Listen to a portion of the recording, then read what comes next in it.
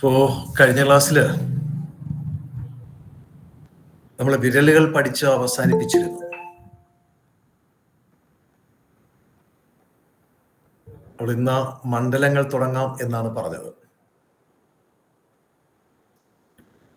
മണ്ഡലങ്ങൾ നമ്മൾ ജ്യോതിഷത്തിൽ പറയുന്ന പോലെ തന്നെ ഇതിലും മണ്ഡലങ്ങൾ ഉണ്ട്. അതിൽ തായ് വിരലിന്റെ, അതായത് പെരുവിരൽ, തമ്പ്,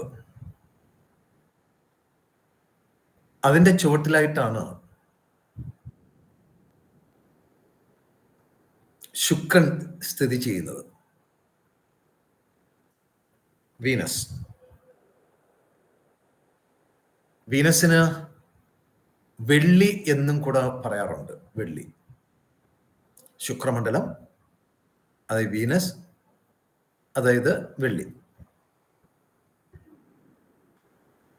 ആ പിക്ചർ ഇടാൻ കഴിയുമോ ലാൽമാഷേ?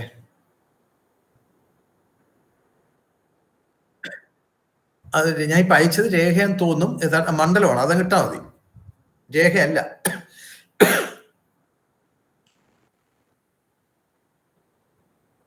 ആയുർരേഖ മാത്രമേ അതിൽ കാണൂ, വേറൊന്നും കാണില്ല. ഈ ശുക്രമണ്ഡലം രൂപപ്പെട്ടിരിക്കുന്നത്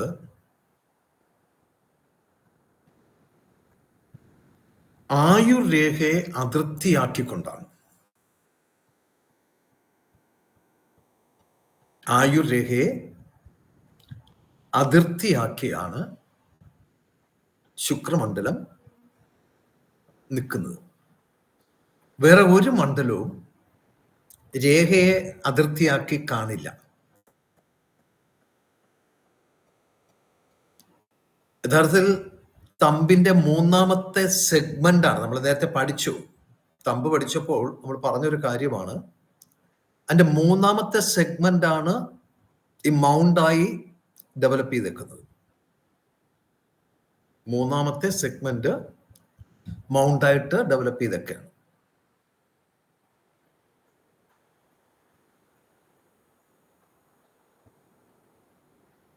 നോക്കുക, നിങ്ങൾക്ക് തന്നെ ശ്രദ്ധിക്കാം, നിങ്ങൾക്ക് തന്നെ നിങ്ങളുടെ കയ്യിൽ ഇപ്പം നോക്കാം. നിങ്ങൾ ആയുർരേഖ തായ് വിരലിന് ചുറ്റുമായിട്ടാണ് കാണുക. സാധാരണ വ്യാഴനിൽ നിന്ന് ആരംഭിച്ച് കൈയുടെ ചുവട്ടിൽ, തായ് വിരലിന്റെ ചുവട്ടിൽ അവസാനിക്കുന്നതായിട്ടാണ് കാണുന്നത്. എല്ലാവരിലും ഇപ്പൊ വ്യാഴനിൽ നിന്ന് തന്നെ ആരംഭിക്കണമെന്നില്ല. ചിലപ്പോൾ ചൊവ്വയിൽ നിന്നാവാം, ചിലപ്പോൾ അതിൽ നിന്നും കുറച്ചുകൂടെ താഴെ നിന്നാവാം. ക്രമമാണ്. ശുക്രമണ്ഡലം ക്രമമായിട്ടാണ്, സാധാരണ നിലയിലായിട്ടാണ് ശുക്രമണ്ഡലം കാണുന്നത് എങ്കിൽ, ക്രമമായിട്ടാണ് ശുക്രമണ്ഡലം കാണുന്നത് എങ്കിൽ ഒരു പരോപകാരികളായിരിക്കും. സംഗീതത്തോട് താല്പര്യമുള്ളവരായിരിക്കും, സ്നേഹസമ്പന്നരായിരിക്കും. പരോപകാരികളും സംഗീതത്തിൽ താല്പര്യവും ആഡംബരപ്രിയരും ഏത് സാഹചര്യത്തിലോടും ഇടപെടുവാൻ അല്ലെങ്കിൽ ഇടപഴകി ജീവിക്കുവാൻ കഴിയുന്നവരും സ്വയം പുകഴ്ത്തുന്നവരുമായിരിക്കും. ശുക്രമണ്ഡലം ക്രമമായിരുന്നാൽ, ക്രമമാണോ അല്ലേ എന്നുള്ളത് നിങ്ങൾ പ്രാക്ടീസ് സമയത്ത് മറ്റുള്ളവരുടെ കൈ ഒന്ന് പിടിച്ച് നോക്കുമ്പോൾ നിങ്ങൾക്കത് ബോധ്യപ്പെടും. എന്തായാലും മറ്റേത് മണ്ഡലങ്ങളെക്കാൾ നമ്മുടെ കയ്യിൽ നമ്മുടെ ശുക്രമണ്ഡലം അല്പം പ്രൊജക്റ്റ് ചെയ്തായിരിക്കും, അല്പം. അതാണ് നമ്മൾ ക്രമമായത് എന്ന് പറയുക. കൈ ഇങ്ങനെ നിവർത്തി നോക്കുമ്പോൾ മറ്റു മണ്ഡലങ്ങളെക്കാൾ കുറച്ചുകൂടി വലിപ്പം, കണ്ടില്ലേ, കുറച്ചുകൂടി വലിപ്പം ഈ മണ്ഡലത്തിലുണ്ടാവും. അത് ക്രമമായിരുന്നാൽ ആഡംബരപ്രിയരായിരിക്കും, പരോപകാരികളായിരിക്കും, ഏത് സാഹചര്യത്തോടും ഇണങ്ങി ജീവിക്കുവാൻ കഴിയുന്നവരായിരിക്കും, സംഗീതപ്രേമികളായിരിക്കും, ഒരു സ്വയം പുകഴ്ത്തുക, ഞാനൊരു വലിയ പ്രസ്ഥാനമാണ് എന്ന് പറയുന്ന ഒരു സ്വയം പുകഴ്ത്തൽ സ്വഭാവം കൂടെ അവർക്കുണ്ടാവും. ചിലപ്പോൾ ആയുർരേഖയാൽ ശുക്രമണ്ഡലം ചെറുതായി പോകാം. ആയുർരേഖയാൽ ശുക്രമണ്ഡലം ചെറുതായി പോവുകയാണെങ്കിൽ, പ്രത്യേകിച്ച് സ്ത്രീ ജനങ്ങളുടെ കയ്യിലാണെങ്കിൽ, അവർ വിവാഹം കഴിക്കരുത് എന്ന് അവരെ ഉപദേശിക്കാറുണ്ട്. വിവാഹം കഴിക്കരുത് എന്ന് പറയുന്നത് ആദ്യ പ്രസവത്തിൽ മരണം സംഭവിക്കാം എന്നാണ് പറയുക. ആദ്യ പ്രസവത്തിൽ മരണം സംഭവിക്കാം വെച്ചാൽ, ഇപ്പൊ ഈ കാണുന്ന ലാൽമാഷെ അടുത്തൊരു പിക്ചർ കാണിക്കാൻ പറ്റുമോ? ചുവന്ന ആയുർരേഖയായിട്ട് വരച്ചേക്കുന്നത്, രണ്ടാമതായി കിടക്കുന്ന അതല്ല, ഇതല്ല, അതിന്റെ ഇപ്പുറത്തെ ഇല്ല, ഇപ്പുറത്ത് കാണുന്നത് അത് തന്നെ, അത് തന്നെ. ഇതാണ്ടില്ലേ, ഇതില് ആയുർരേഖ, നീല നിറത്തിൽ കാണുന്ന ആയുർരേഖ നമ്മൾ ആദ്യം വരച്ച ആയുർരേഖ, സാധാരണ കാണുന്ന ആയുർരേഖ. അതിനിപ്പുറത്ത് ചുവന്ന നിറത്തിൽ കാണുന്നത് ആയുർരേഖ ശുക്രമണ്ഡലത്തെ ചെറുതാക്കിയിരിക്കുകയാണ്. സാധാരണ കാണേണ്ട സ്ഥലത്ത് നിന്ന് കുറച്ചുകൂടി അകത്തോട്ടാണ് ആയുർരേഖ കണ്ടിരിക്കുക. അത് സ്ത്രീകളെ സംബന്ധിച്ചാണ് ഏറ്റവും അപകടകാരികളായി പറയുക. ആദ്യ പ്രസവത്തിൽ മരണം സംഭവിക്കാം. അപ്പോൾ അവർക്ക് കൊടുക്കേണ്ട ഉപദേശം എന്ന് പറയുന്നത് വിവാഹം കഴിക്കാതിരിക്കുക എന്നുള്ളതാണ്. മറ്റൊന്ന്, ഞാൻ നേരത്തെ പറഞ്ഞ ക്രമമായ ശുക്രമണ്ഡലം എന്ന് പറഞ്ഞു. ക്രമം വിട്ടുയർന്നിരുന്നാൽ, കുറച്ചുകൂടി വലിപ്പം കൂടുതൽ അതിനുണ്ട് എങ്കിൽ, വളരെ പ്രൊജക്റ്റഡ് ആയി നിൽക്കുകയാണ്. കാണുമ്പോൾ നമുക്ക് സാധാരണ കൈ എന്ന് ഇങ്ങനെ എടുത്ത് നോക്കുമ്പോൾ ആ ശുക്രമണ്ഡലം വല്ലാതെ ചേർത്തിരിക്കുകയാണ്. ക്രമം വിട്ടുയർന്നിരുന്നാൽ അഹംഭാവികളും കീഴ്വഴക്കങ്ങളെ മാനിക്കാത്തവരും വിഷയാശക്തി കൂടിയവരുമായിരിക്കും. ക്രമം വിട്ട് ഉയർന്നിരുന്നാൽ അഹംഭാവികളും കീഴ്വഴക്കങ്ങളെ മാനിക്കാത്തവരും, നാട്ടു നടപ്പ്, മര്യാദകൾ അതൊന്നും അംഗീകരിക്കില്ല. പിന്നെ സ്ത്രീ വിഷയത്തിൽ അമിത താല്പര്യമുണ്ടായിരിക്കും. അതുകൊണ്ട് വിഷയാശക്തി കൂടും എന്ന് പറഞ്ഞതാണ്. സ്ത്രീ വിഷയത്തിൽ അമിത താല്പര്യം അവർക്കുണ്ടായിരിക്കും, വിഷയാശക്തി കൂടാം. അപ്പൊ ക്രമമായിരിക്കുക, ഏറ്റവും ഉയർന്നിരിക്കുക, എന്നാൽ അതുപോലെ തന്നെ പതിഞ്ഞു പോകാം, ക്രമം വിട്ട് താണു പോകാം, മറ്റ് മണ്ഡലങ്ങളെപ്പോലെ പതിഞ്ഞു പോകാം. ക്രമം വിട്ട് താണിരിക്കുകയാണ്, പതിഞ്ഞിരിക്കുകയാണെങ്കിൽ ശരീരസുഖവും മനസ്സുഖവും ഇല്ലാത്തവർ, അവർക്ക് ശരീരത്തിനും സുഖം ഉണ്ടായിരിക്കില്ല, മനസ്സിനും സുഖം ഉണ്ടായിരിക്കില്ല. മിക്കവാറും ഈ ശരീരശാസ്ത്രജ്ഞർ എന്ന് വേണമെങ്കിൽ പറയാം, മനുഷ്യ ശരീരത്തെക്കുറിച്ച് പഠിക്കുന്നവരായിരിക്കും. പക്ഷേ സാധാരണ ആൾക്കാരിൽ നിന്ന് വ്യത്യസ്തരായിരിക്കും. അനാരോഗ്യം, ആരോഗ്യക്കുറവ് അത് ശരീരത്തിനും ഉണ്ടാകും, മനസ്സിനും ഉണ്ടാകും. വളരെ മോശമായ ഒരു സ്വഭാവമായിട്ടാണ് നമുക്കത് എടുക്കാൻ കഴിയുക. എന്നാൽ നിങ്ങളെല്ലാം നിങ്ങളുടെ ശുക്രമണ്ഡലം പരിശോധിച്ചാൽ അതിനകത്ത് കുറച്ച് രേഖകൾ ഉണ്ടായിരിക്കും. ശുക്രമണ്ഡലത്തിൽ മറ്റേത് മണ്ഡലത്തിൽ ഉണ്ടായിരിക്കുന്നതിനേക്കാൾ കൂടുതൽ രേഖകൾ ശുക്രമണ്ഡലത്തിൽ ഉണ്ടായിരിക്കും. അപ്പൊ കുറച്ച് രേഖകൾ ഉണ്ടായിരുന്നാൽ സാധാരണ ഒരു ശുക്രമണ്ഡലം എന്ന് പറയാം. അപ്പൊ ഈ ചിത്രത്തിൽ കാണിച്ചിരിക്കുന്നത് പോലെ ഒരു രേഖയും ഇല്ലാതിരിക്കുക, ശുക്രമണ്ഡലത്തിൽ ഒരു രേഖയും ഇല്ലാതിരിക്കുക. നമ്മളെ ക്ലാസ്സിൽ ആരെങ്കിലും ഉണ്ടാകുമോ എന്നെനിക്ക് അറിയില്ല. ഒരു രേഖയും ശുക്രമണ്ഡലത്തിൽ ഇല്ലാതിരുന്നാൽ അവർക്ക് ഭൗതിക ലോകത്തെക്കുറിച്ച്, ഈ ലോകത്ത് ജീവിക്കുന്നതിനെ കുറിച്ച് അവർക്ക് ഒരു ഐഡിയ അല്ലെങ്കിൽ താല്പര്യവും ഉണ്ടായിരിക്കില്ല. ഭൗതിക ലോകത്തെക്കുറിച്ച്, നമ്മുടെ സാധാരണ ലോകത്തെക്കുറിച്ച്, ഭൗതിക ജീവിതത്തെക്കുറിച്ച്, കുടുംബ ജീവിതത്തെക്കുറിച്ച്, ഇതിനെക്കുറിച്ചൊന്നും പ്രത്യേകിച്ചൊരു താല്പര്യവും അവർക്കുണ്ടായിരിക്കുകയില്ല. ശാഖാരഹിതമായ, രേഖാരഹിതം, ശാഖാരഹിതമല്ല, രേഖാരഹിതമായ ശുക്രമണ്ഡലം. നമ്മുടെ ക്ലാസ്സിൽ ആരെങ്കിലും ഉണ്ടാവുമെന്ന് എനിക്ക് തോന്നുന്നില്ല. അവർക്ക് ഈ ഭൗതിക ലോകത്തെക്കുറിച്ച്, ഈ ലോകത്തെക്കുറിച്ച്, നമ്മൾ ജീവിക്കുന്ന ഈ ലോകത്തെക്കുറിച്ച് യാതൊരു വിധത്തിലുള്ള താല്പര്യവും ഇല്ലാത്തവരായിരിക്കും. അപ്പൊ തിരിച്ചു സംഭവിക്കാം, കുറെ രേഖകൾ ഉണ്ടായിരുന്നാലോ?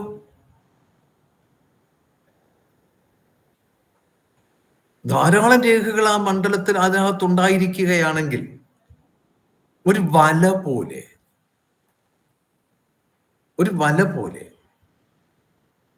നിറയെ രേഖകൾ,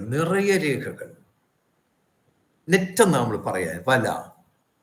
ശുക്രമണ്ഡലം ആകെ നിറയെ രേഖകൾ. അവർ ടെൻഷൻ കണ്ടുപിടിച്ചവരാണ്, മനസ്സമാധാനം എന്തെന്ന് അറിയാത്തവരാണ്. അത് ചിലപ്പോൾ നമ്മളെ ക്ലാസ്സിനകത്ത് ഒന്നിൽ കൂടുതൽ ആൾക്കാരുണ്ടാകാം.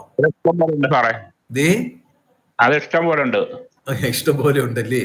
അതുണ്ടാവും, ധാരാളം രേഖകൾ. അതുകൊണ്ട് സാറ് പറഞ്ഞ ആയുർരേഖയും മറ്റേ രേഖയൊന്നും കണ്ടുപിടിക്കാൻ പോലും വയ്യ ഈ രേഖകൾ കാരണം. അത് ശരി.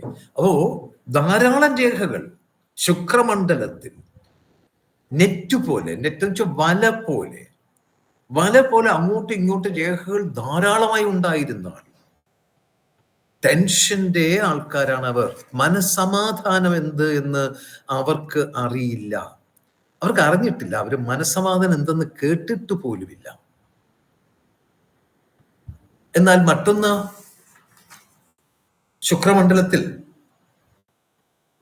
ധാരാളം രേഖകൾ ഉണ്ടായിരുന്നാൽ ഒറ്റ വാക്കിൽ നമുക്ക് പറയാം, മനസ്സമാധാനം ഉണ്ടാകുകയില്ല. ഈ ശുക്രമണ്ഡലത്തിൽ ചതുരമുണ്ടാകാം. ആ ചിത്രം ഒന്ന് മാറ്റിയിടണേ, മൂന്നാമത്തെ ചിത്രം ഇട്ടാൽ കറക്റ്റ് ആവും. ശുക്രമണ്ഡലത്തിൽ അതെ ചതുരം കണ്ടാൽ, സോറി അത് വൃത്തമാണല്ലോ, അതുമല്ല. ശുക്രമണ്ഡലത്തിൽ ചതുരം കണ്ടാൽ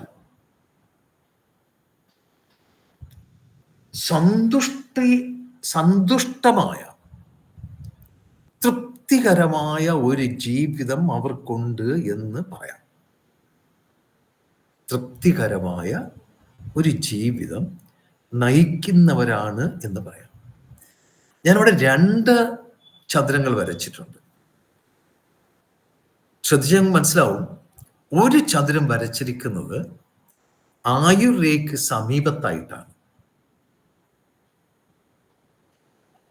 ഇപ്പോ ശുക്രമണ്ഡലത്തിലാണ് കാണുന്നത് എങ്കിൽ സന്തുഷ്ടമായ ജീവിതം നയിക്കുന്നവരായിരിക്കും.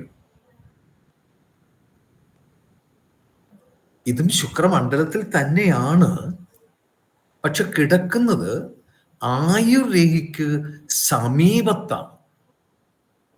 ആയുർരേഖയ്ക്ക് സമീപത്താണ് കാണുന്നത്.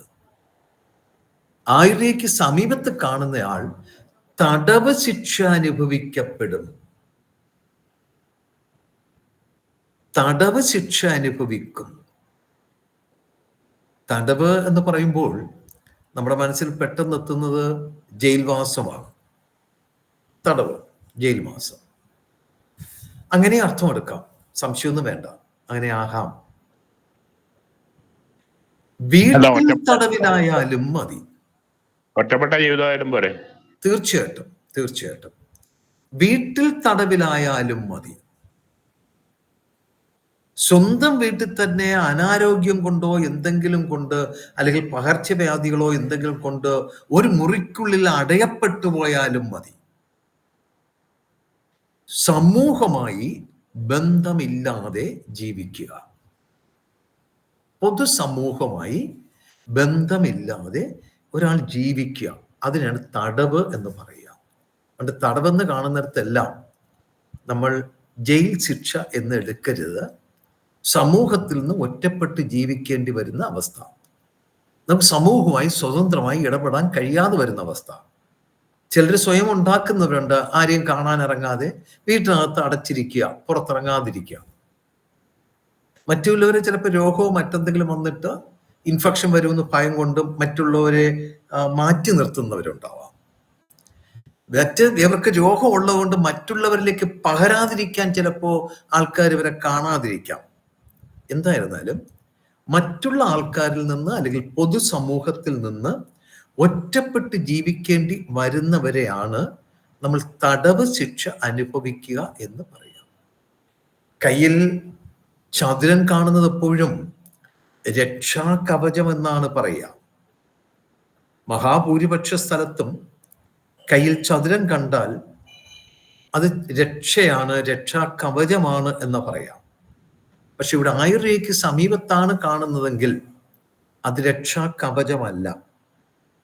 ഇനി ഭാഗ്യരേഖ പഠിപ്പിക്കുമ്പോൾ ഭാഗ്യരേഖയുടെ ഇരുവശത്തും ചതുരം വരുന്നതിനെ കുറിച്ച് പറയുന്നുണ്ട്, അത് നന്നല്ല. വേറെയും ചില മണ്ഡലങ്ങളിൽ ചതുരത്തിന്റെ സാന്നിധ്യത്തെ കുറിച്ച് നമ്മൾ പറയുന്നുണ്ട്, നന്നല്ല.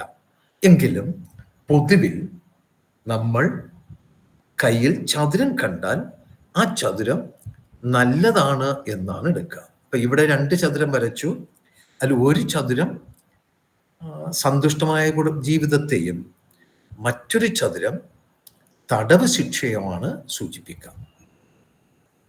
അപ്പൊ ചതുരം ഞാൻ ഇപ്പൊ വരച്ചേക്കുന്നത് നിങ്ങൾ ശ്രദ്ധിച്ചോ? നമ്മൾ സ്കൂൾ ക്ലാസ്സിൽ പഠിക്കുമ്പോൾ സ്കെയിൽ വെച്ച് വരയ്ക്കുന്ന പോലെ കൃത്യമായ അളവിലൊന്നും ആയിരിക്കില്ല ചതുരം കാണുക. ഇവിടെ ഇപ്പൊ ഞാൻ കാണിച്ചേക്കുന്ന ചതുരം ഒരു പരിധി വരെ ഒരു ഷേപ്പ് ഉണ്ട്. ഇത്ര ഷേപ്പ് ചതുരത്തിന് വരണം എന്നില്ല. നിങ്ങൾ പലരും നിങ്ങളുടെ കൈക്കുള്ളിൽ ഇപ്പൊ ചതുരത്തെ കണ്ടെത്തിയിട്ടുണ്ടാവും. ആയുർരേഖയുടെ സമീപത്തും ചതുരം കണ്ടവർ ഈ ക്ലാസ്സിനകത്തിരിക്കുന്ന ഏകദേശം എല്ലാവരും ചിലപ്പോൾ ഉണ്ടാവും. എല്ലാവരും ഇപ്പൊ ഭയക്കായിരിക്കും. ഓർമ്മിക്കുക, ഒരു ചിഹ്നങ്ങളും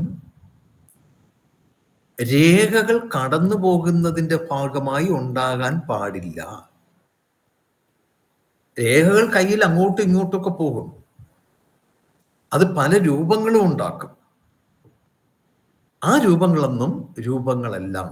ചിഹ്നങ്ങൾ എപ്പോഴും സ്വതന്ത്രമായി കാണും. ചിഹ്നങ്ങൾ എപ്പോഴും സ്വതന്ത്രമായി കാണും, ഒറ്റയ്ക്ക് കാണും. ചിഹ്നങ്ങൾ എപ്പോഴും സ്വതന്ത്രമായി കാണും, ഒറ്റയ്ക്ക് കാണും. ഇപ്പോ നിങ്ങളുടെ കയ്യിൽ നിങ്ങൾ കണ്ടെത്തിയ ചതുരങ്ങളൊന്നും ചതുരങ്ങളല്ല.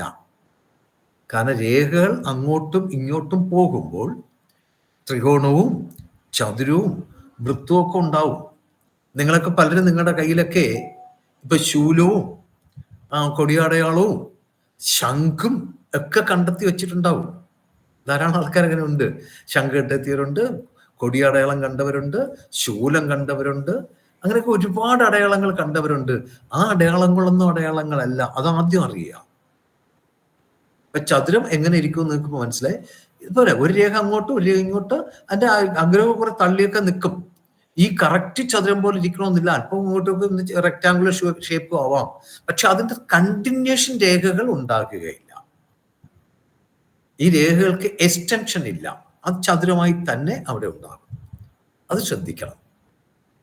മറ്റൊന്ന്, ഈ കയ്യില് ഈ ശുക്രമണ്ഡലത്തിൽ ഐലൻഡ് ഉണ്ടാവാം. നമ്മൾ ഐലൻഡിനെ കുറിച്ച് ഒരിക്കൽ നമ്മൾ പറഞ്ഞു. ആ ചിത്രം നമ്മളിൽ ആ ചിത്രം ഉണ്ട്. ആ ചിത്രം ഒന്ന് ഇടുമോ? 3-ാമത്തെ ചിത്രം, ഇപ്പോൾ കിടക്കുന്നതിൽ 3-ാമത്തെ ചിത്രം. അത് തന്നെ. ഞാൻ ഐലൻഡ് ഒരിക്കൽ നിങ്ങൾക്ക് ഞാൻ ചിത്രങ്ങൾ കാണിച്ചു തന്നു. വിവിധ തരത്തിലുള്ള ഐലൻഡുകൾ നമ്മുടെ കയ്യില് തായ് വിരലില് 1-ാം ഖണ്ഡത്തിൽ ഐലൻഡ് വരുന്നതിനെ കുറിച്ച് നമ്മൾ സംസാരിച്ചിട്ടുണ്ടായിരുന്നു, ഓർമ്മയുണ്ടാവും.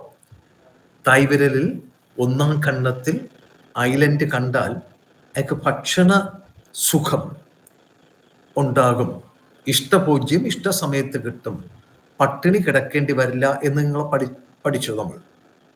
പക്ഷെ ഇവിടെ കാണുന്നത് ഒരു ഐലൻഡ് കണ്ടല്ലോ. ഐലൻഡ് എന്ന് പറഞ്ഞാൽ ദീപടയാളം എന്നാണ്. നെന്മണിയുടെ അടയാളം അല്ലെങ്കിൽ ഗോതമ്പ് മണിയുടെ അടയാളം. നെന്മണിയുടെ അടയാളം അല്ലെങ്കിൽ ഗോതമ്പ് മണിയുടെ അടയാളം. അതാണ് നമ്മൾ ഐലൻഡ് എന്ന് പറയുക. അത് വിവിധ തരത്തിലുള്ള ഐലൻഡുകളിൽ ഒരു തരത്തിലുള്ള ഐലൻഡാണ് ഇപ്പൊ ഈ വരച്ച് കാണിച്ചിരിക്കുന്നത്. ശുക്രമണ്ഡലത്തിൽ ഇത്തരത്തിലൊരു ഐലൻഡ് കണ്ടാൽ, ഐലൻഡ് നമുക്ക് വേഗത്തിൽ തിരിച്ചറിയാൻ കഴിയുന്ന ഒന്നാണ്, വേഗത്തിൽ തിരിച്ചറിയാൻ കഴിയുന്ന ഒന്നാണ് ഐലൻഡ്. അയാൾ ഭാര്യയുമായി അകന്ന് ജീവിക്കും. ഭാര്യയുമായി അകന്ന് ജീവിക്കും. അത് എങ്ങനെ അകന്ന് ജീവിക്കുന്നു എന്നുള്ളത്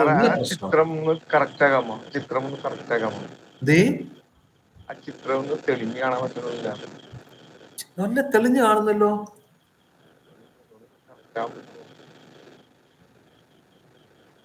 ഞാൻ കാണുന്ന ചിത്രം നല്ല ബ്രൈറ്റ് ആണ്.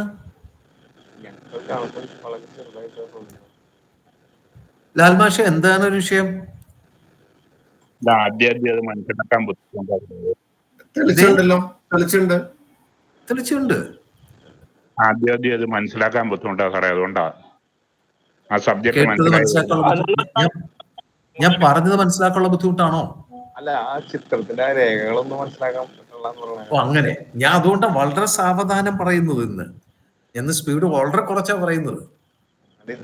ഐലൻഡ് എന്ന് പറഞ്ഞാൽ ഒരു നെന്മണിയുടെ ആകൃതി അല്ലെങ്കിൽ ഒരു ഗോതമ്പ് മണിയുടെ ആകൃതി അല്ലെങ്കിൽ ദീപടയാളം എന്ന് പറയുന്നതാണ് ഐലൻഡ് എന്ന് നമ്മൾ പറയാം. ഇവിടെ ആ വരച്ചേക്കുന്ന ഒരു വര ആ വരയോട് ചേർന്ന് ഇങ്ങനെ ചേർത്ത് ഒരു റൗണ്ട് അങ്ങനെ ഉണ്ടായിരിക്കുക, ദീർഘവൃത്താകൃതിയിലുള്ള റൗണ്ട് പോലെ വരിക, അതിനാണ് ഐലൻഡ് എന്ന് പറയാം.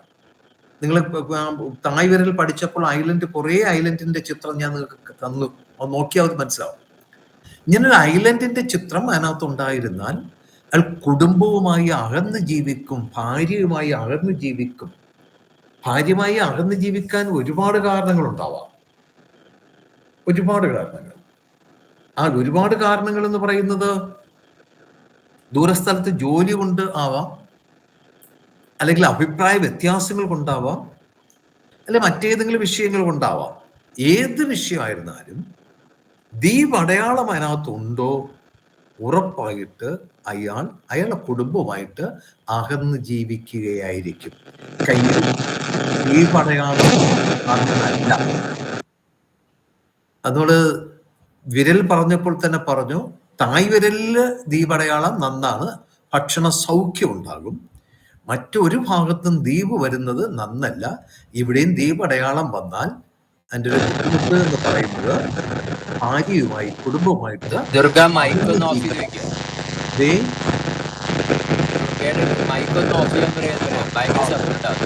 ആരോ മൈക്ക്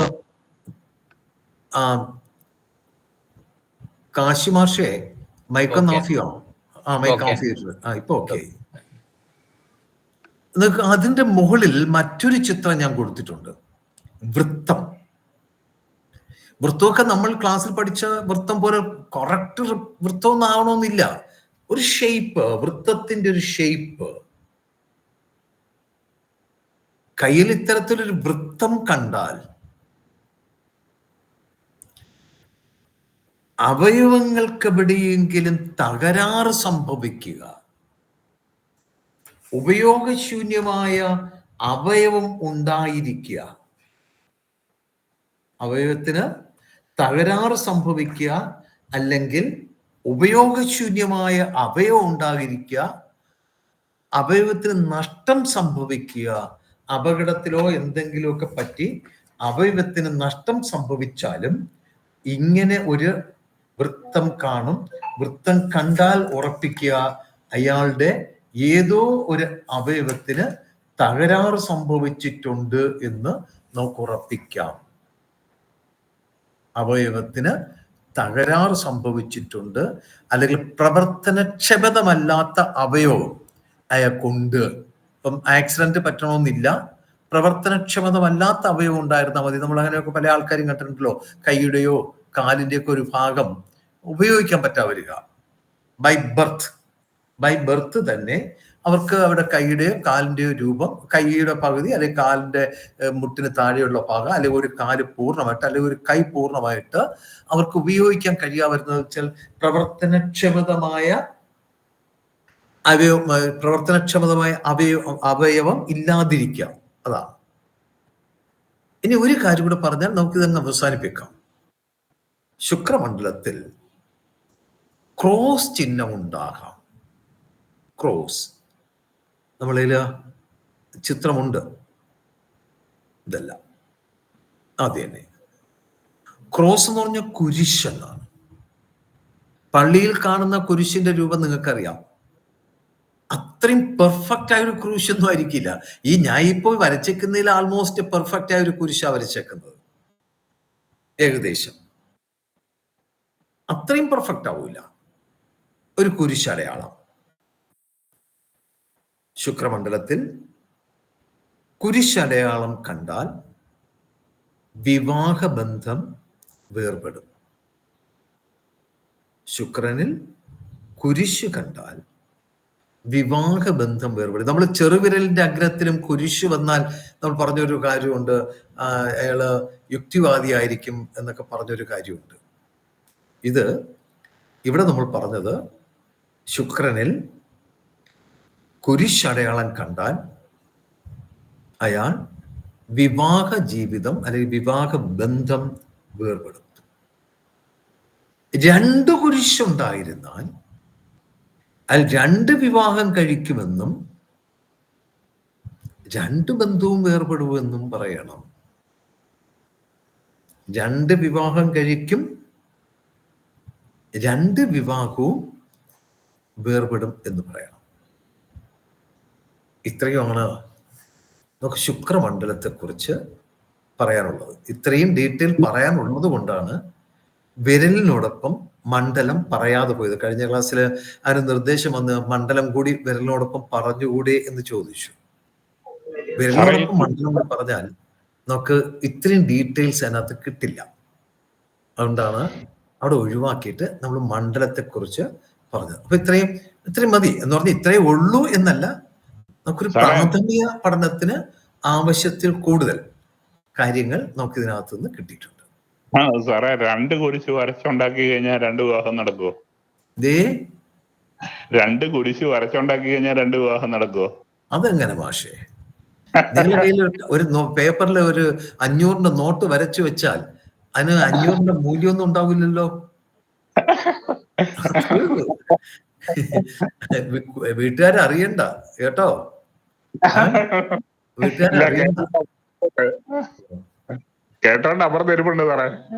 അപ്പൊ കൊള്ളാം. അവരെ കേട്ടിട്ട് ഇത് കഴിഞ്ഞിട്ട് പ്രതികരിക്കുകയാണെങ്കിൽ ഭാഗ്യം. ഓക്കെ, നമുക്കിപ്പോ ഇതിന്റെ നോട്ട്സ് കൂടെ എഴുതാമോ? എഴുതിക്കോളൂ. ശുക്രമണ്ഡലം.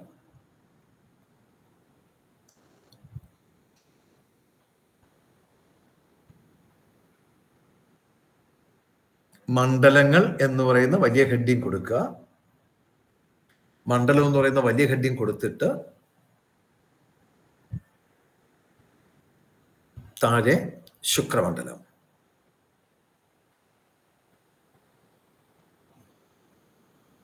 അതിന് ബ്രാക്കറ്റിൽ വെള്ളി എന്നൂടെ എഴുതിക്കുക. വെള്ളി മണ്ഡലം എന്നും അതിന് പേരുണ്ട്, വെള്ളി മണ്ഡലം.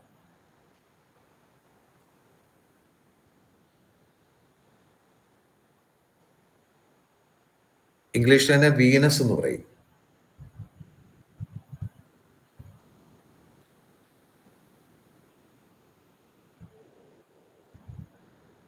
പെരുവിരൽ ചുവട്ടിൽ ചിത്രങ്ങൾ നിങ്ങൾ വരച്ചെടുത്തിരിക്കും എന്നാണ് ഞാൻ പ്രതീക്ഷിക്കുന്നത്. ഞാൻ മുന്നേ പറഞ്ഞിരുന്നു, ചിത്രം കാണിക്കുമ്പോൾ ചിത്രം വരച്ചെടുക്കണം, അടയാളപ്പെടുത്തണം. പെരുവിരൽ ചുവട്ടിൽ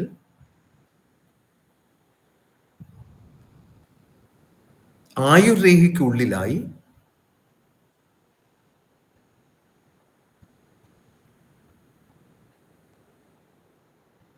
ശുക്രമണ്ഡലം കാണുന്നു.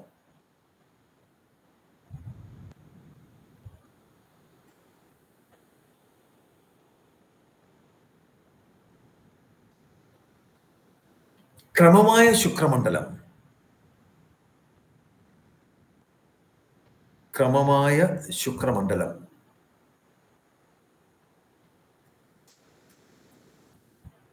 പരോപകാരി,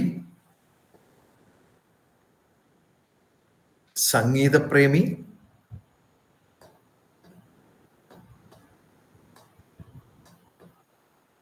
ആഡംബരപ്രിയർ, പരോപകാരി, സംഗീതപ്രിയർ, ആഡംബരപ്രിയർ, ഏത് സാഹചര്യത്തോടും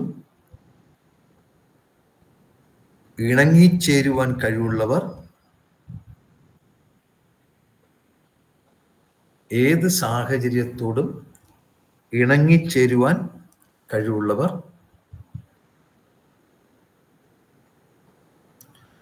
സ്വയം പുകഴ്ത്തുന്നവർ, സ്വയം പുകഴ്ത്തുന്നവർ എന്നിവരുടെ ലക്ഷണമാണ്. എന്നിവരുടെ ലക്ഷണമാണ്.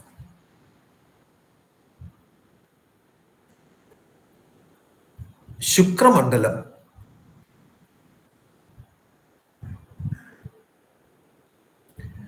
ക്രമം വിട്ടുയർന്നിരുന്നാൽ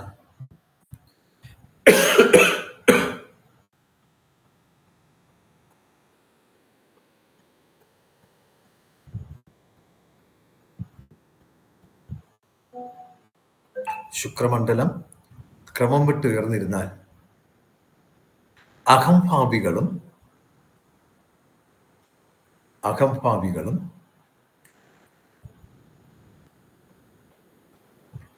കീഴ്വഴക്കങ്ങളെ മാനിക്കാത്തവരും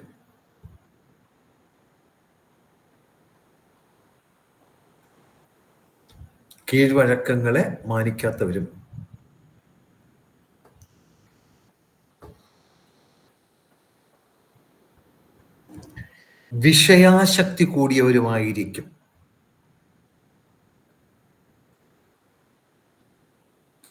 വിഷയാസക്തി കൂടിയവരും ആയിരിക്കും.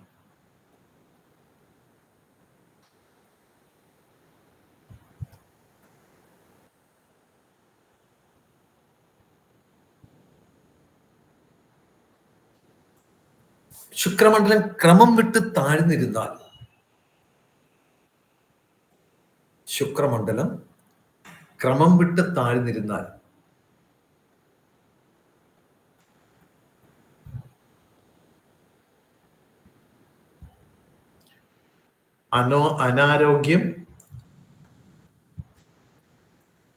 അനാരോഗ്യം,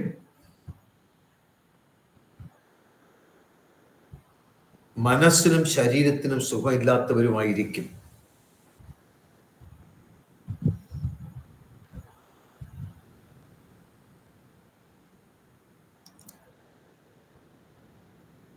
മനസ്സിനും ശരീരത്തിനും സുഖമില്ലാത്തവരുമായിരിക്കും. മനസ്സിനും ശരീരത്തിനും സുഖമില്ലാത്തവരുമായിരിക്കും.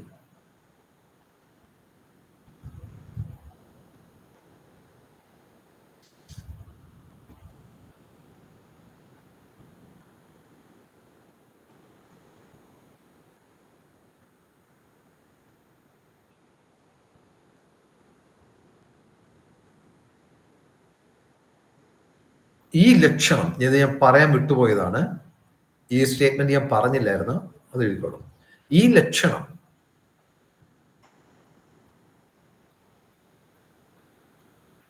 സ്ത്രീകളിൽ കണ്ടാൽ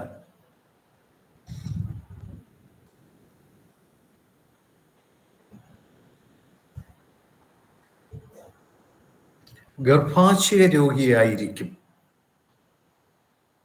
ഇത് പറഞ്ഞില്ല, സ്റ്റേറ്റ്മെന്റ് ഞാൻ പറഞ്ഞില്ലായിരുന്നു. ഈ ലക്ഷണം സ്ത്രീകളിൽ കണ്ടാൽ ഗർഭാശയ രോഗികളായിരിക്കും. സാറേ അത് താഴ്ന്നിരുന്നാലെന്നല്ലേ ഉദ്ദേശിക്കുന്നത്? താഴ്ന്നിരുന്നാൽ. സ്ത്രീകളുടെ ആകുമ്പോ ഇടത്തെ കൈയല്ലേ? അതെ.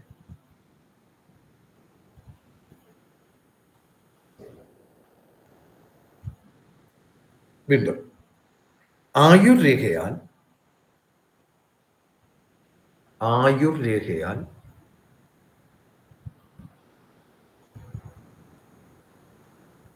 ശുക്രമണ്ഡലം ചെറുതായി പോയ സ്ത്രീകൾ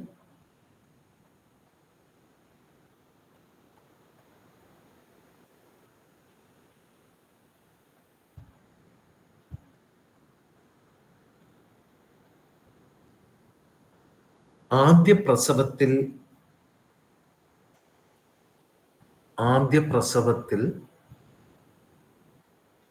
അപകടം നേരിടാൻ സാധ്യതയുണ്ട്.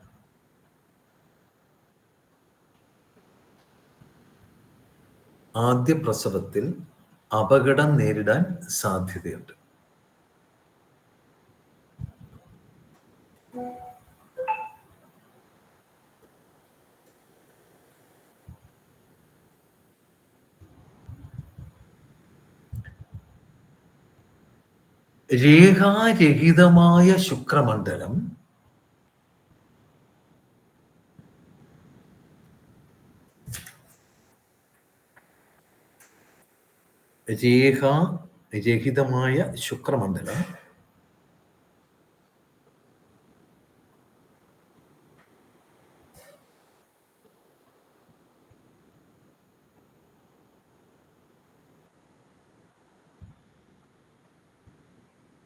ഭൗതിക ലോകത്തിൽ, ഭൗതിക വിഷയങ്ങളിൽ, ഭൗതിക ജീവിതത്തിൽ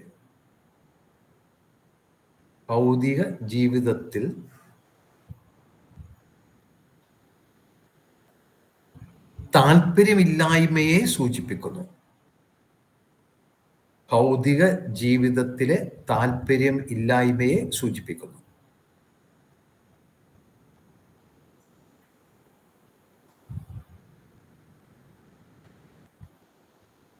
വീണ്ടും ശുക്രമണ്ഡലത്തിൽ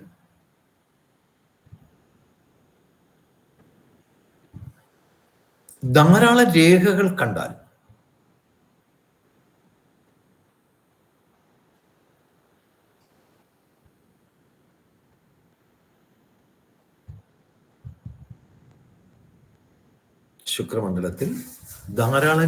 കണ്ടാൽ ബ്രാക്കറ്റിൽ എഴുതിക്കൊള്ളുക, നെറ്റ് വലയടയാളം, വലച്ചിഹ്നം.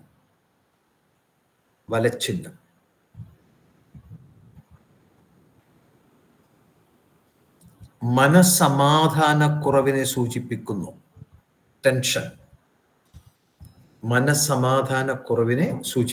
ടെൻഷൻ ഉണ്ടായിരിക്കുക.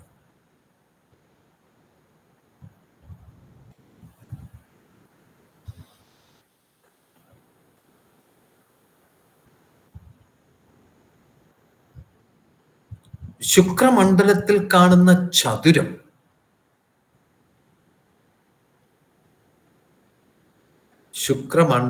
കാണുന്ന ചതുരം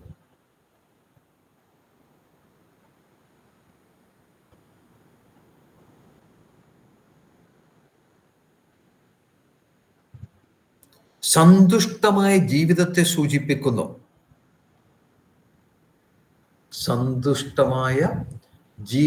സൂചിപ്പിക്കുന്നു.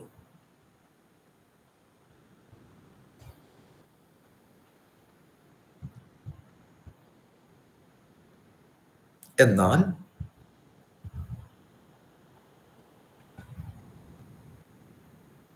ചതുരം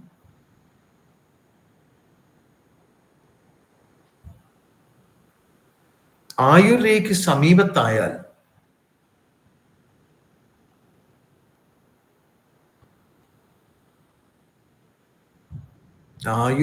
സമീപത്തായാൽ അത് തടവ് ശിക്ഷയെ സൂചിപ്പിക്കുന്നു.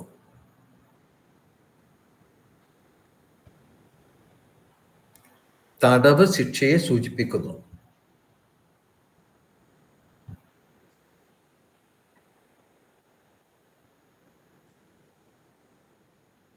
വീണ്ടും ശുക്രമണ്ഡലത്തിൽ വൃത്തം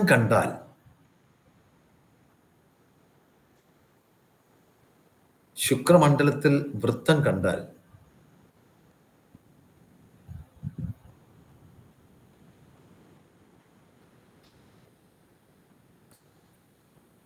വൈകൃതമായ അവയവത്തെ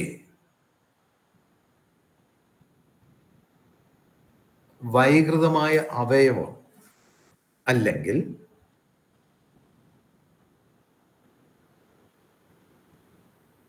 അപകടത്തെ തുടർന്നുള്ള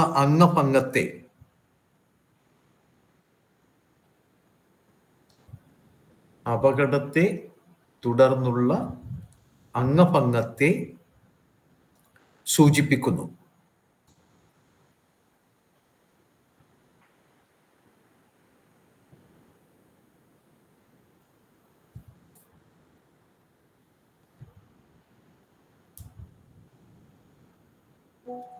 വീണ്ടും ശുക്രമണ്ഡലത്തിൽ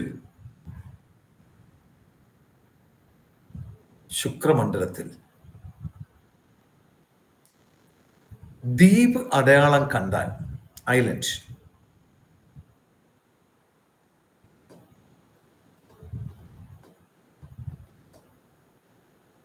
ദ്വീപ് അടയാളം കണ്ടാൽ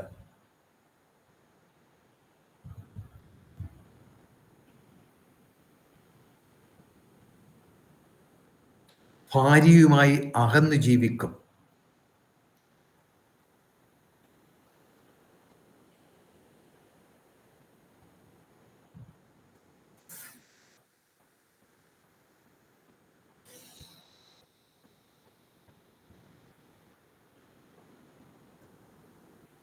വീണ്ടും ശുക്രനിൽ കാണുന്ന വലിയ ക്രോസ് ചിഹ്നം, കുരിശ്. അപ്പം ചെറിയ കുരിശല്ല കേട്ടോ, വലിയ ക്രോസാണ്. ചെറിയ ചെറിയ ചിഹ്നങ്ങളൊക്കെ നിങ്ങളുടെ കയ്യിൽ ചിലപ്പോൾ കാണും. അതല്ല ഉദ്ദേശിക്കുന്നത്, പ്രത്യേകം ശ്രദ്ധിക്കുക. വലിയ ക്രോസ്, ശുക്രനിൽ കാണുന്ന വലിയ ക്രോസ് ചിഹ്നം. ചെറുതായി കാണുന്ന ക്രോസിന് വിലയില്ല എന്നാണ് അർത്ഥം.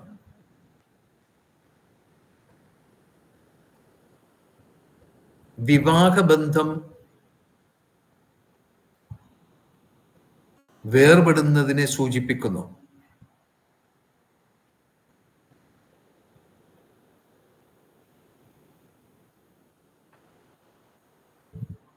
രണ്ട് ക്രോസ് ചിഹ്നം ഉണ്ടെങ്കിൽ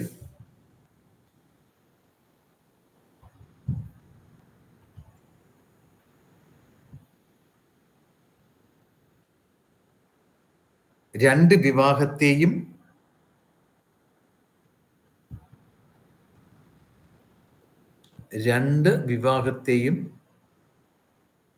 രണ്ട് വിവാഹത്തിന്റെ തകർച്ചയെയും സൂചിപ്പിക്കുന്നു.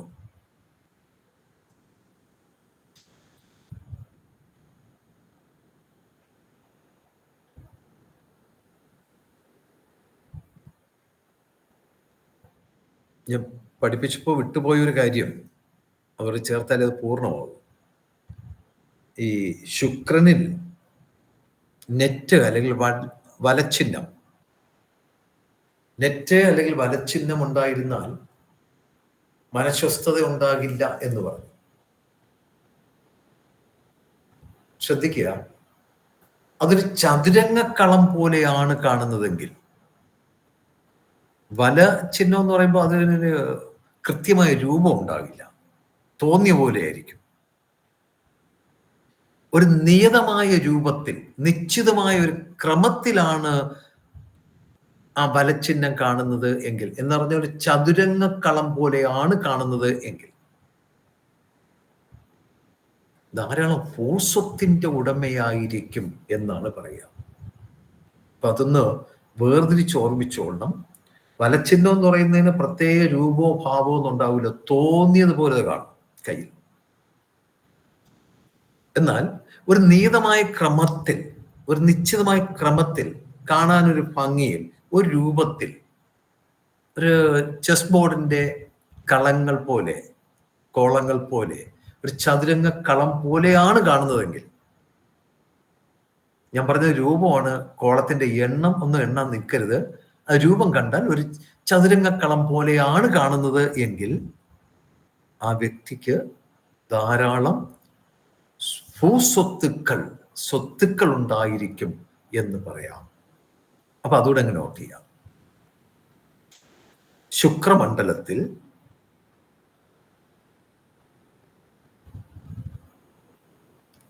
ചതുരംഗക്കളം പോലെ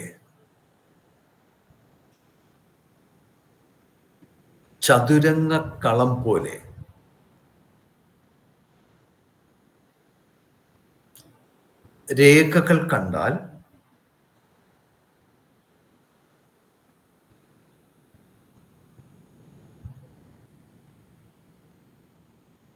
അയാൾ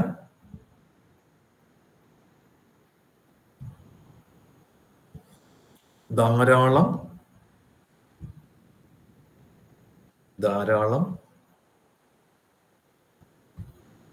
ഭൂസ്വത്തിന് ഉടമയായിരിക്കും, ഭൂമിക്ക് ഉടമയായിരിക്കും.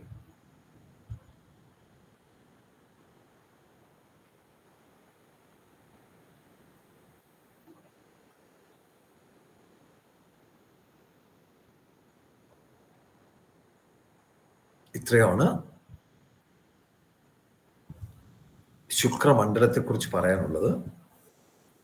അടുത്ത ഹെഡിങ് എഴുതി വെച്ചോളൂ.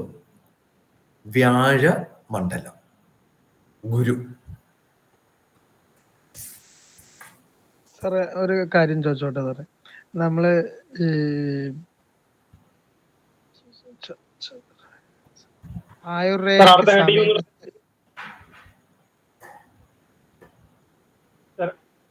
പറഞ്ഞോളൂ. അടുത്ത ഹെഡിങ് വ്യാഴമണ്ഡലം. സാറേ ഈ ആയുർവേദയ്ക്ക് സമീപത്ത് ചതുരം മാതിരിയുള്ള ഒരു ഇതുണ്ടായിട്ടുണ്ടെങ്കിൽ അതിന് തടവ് ശിക്ഷയെ സൂചിപ്പിക്കുന്നു എന്ന് പറഞ്ഞില്ലേ? അപ്പൊ ഇപ്പൊ നമ്മള് പെട്ടെന്ന് നമ്മൾ ഈ തടവ് ശിക്ഷയിലേക്ക് തന്നെ പോയി എന്ന് വരില്ല. അപ്പൊ അതിന് വേറെ എന്തെങ്കിലും ഒരു ഉപാധി കൂടെ ഇതിനകത്ത് റൈറ്റ് ചെയ്തൂടെ? എനിക്കത് മനസ്സിലായില്ല. അതായത് ആയുർരേഖയ്ക്ക് സമീപത്ത് അത് മനസ്സിലായി. അതെനിക്ക് മനസ്സിലാകാത്തത് തടവ് ശിക്ഷയെ സൂചിപ്പിക്കുന്നു എന്ന് പറഞ്ഞല്ലോ. അപ്പൊ സാറ് തന്നെ അതിനൊരു എക്സാമ്പിൾ പറഞ്ഞല്ലോ, അത് ഇതിനകത്ത് നോട്ട് ചെയ്തുകൂടെ എന്ന് ചോദിക്കാൻ. ഓ അങ്ങനെ, അത് ഞാൻ നിങ്ങളുടെ അറിവിന് വേണ്ടി പറയുന്നതാണ്.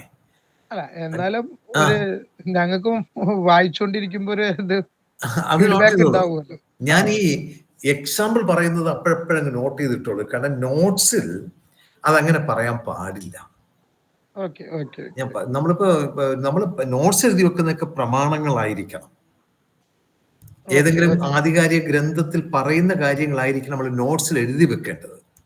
അല്ലാതെ പൊതുസമൂഹത്തിൽ നകർന്നു നിൽക്കുന്നവരെ അങ്ങനെയൊന്നും വരില്ല. അതൊക്കെ എന്താ പറയാ, ആൾക്കാരുടെ അടുത്ത് വായിച്ചാൽ പറയും, ഇയാളിത് എന്താ പറഞ്ഞേക്കുന്നത്. അത് നോട്ട്സിൽ ഇത് മതി. ഞാൻ പറയുമ്പോൾ ഇങ്ങനെ പറയുന്ന എക്സാമ്പിൾ നിങ്ങൾ വേണമെങ്കിൽ അപ്പോഴേ അങ്ങ് നോട്ട് ചെയ്ത് വെക്കുക. തടവ് ശിക്ഷ എന്ന് പറഞ്ഞാൽ നിങ്ങൾ നോട്ട് ചെയ്ത് വെച്ചേക്കുക. അത് നിങ്ങൾക്ക് പൊതു അറിവായിട്ട് നിങ്ങൾ അത് എടുക്കണം. ഞാൻ പറഞ്ഞത് അതിന്റെ അടുത്തൊരു ബ്രാക്കറ്റിൽ അത് പല വിധത്തിലാവാന്നിട്ടാലും മതിയല്ലോ. അങ്ങനെ ആയാലും കുഴപ്പമില്ല. പൊതുസമൂഹത്തിൽ നിന്ന് ഒഴിഞ്ഞു നിൽക്കുക, അത്രേ ഉള്ളൂ അതിനർത്ഥം. Okay, thank you. പിന്നെ ഞാൻ വലിയ തിരക്കുള്ളൊരു ദിവസമാണ് എനിക്ക്. നിങ്ങളുടെ ക്ലാസ് ഒഴിവാക്കുന്നതിനെ കുറിച്ച് വരെ, ഇന്നത്തെ ക്ലാസ് ഒഴിവാക്കുന്നതിനെ കുറിച്ച് വരെ ഞാൻ ആലോചിച്ചതാണ്. പിന്നെ കുറച്ച് ദിവസത്തിന് ശേഷം വരുന്നൊരു ക്ലാസ് ആയതുകൊണ്ട് ഒഴിവാക്കണ്ട എന്ന് തീരുമാനിച്ചിട്ടാണ് ആ സമയം ഇന്ന് 8:30 എന്നുള്ളത് 8 മണിക്കാക്കിയത്. അല്പം തിരക്കുള്ളൊരു ദിവസമാണ്, ക്ഷമിക്കുക. അതുകൊണ്ട് ലേശം നേരത്തെ ഞാൻ ക്ലാസ് അവസാനിപ്പിക്കും. 10 മിനിറ്റ് നേരത്തെ ഞാൻ ക്ലാസ് അവസാനിപ്പിക്കുകയാണ്, ക്ഷമിക്കുക. Okay, thank you. നമുക്ക് അടുത്ത ക്ലാസ്സിൽ കാണാം. നമസ്കാരം. Thank you. നമസ്കാരം.